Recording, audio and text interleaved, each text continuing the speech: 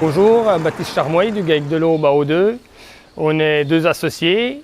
Moi j'ai 33 ans, Aurélien a 31 ans. L'exploitation compte 247 hectares de SAU, 150 hectares de SCOP. Il y a 1 million de litres de lait. On est en lait standard. Donc voilà, on était en augmentation de structure.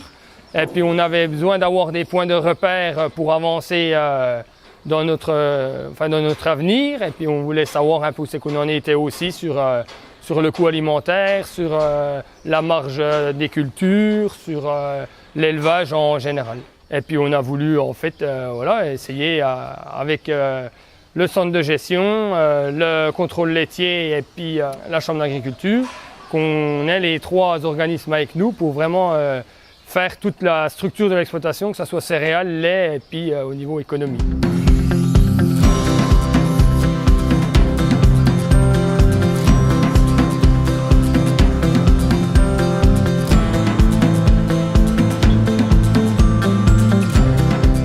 Les grands points forts d'AgriLigne, pour nous, le premier argument était en gros qu'on avait les résultats rapidement.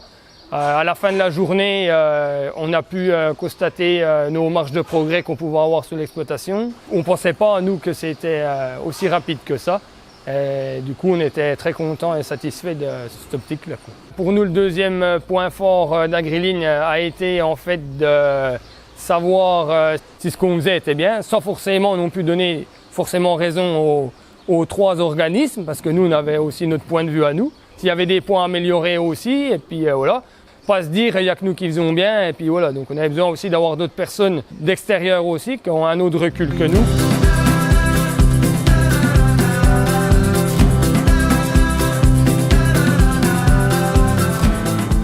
Donc après, le troisième point fort de la démarche AgriLigne, pour nous, a été que les trois organismes étaient autour de la table réunis avec nous.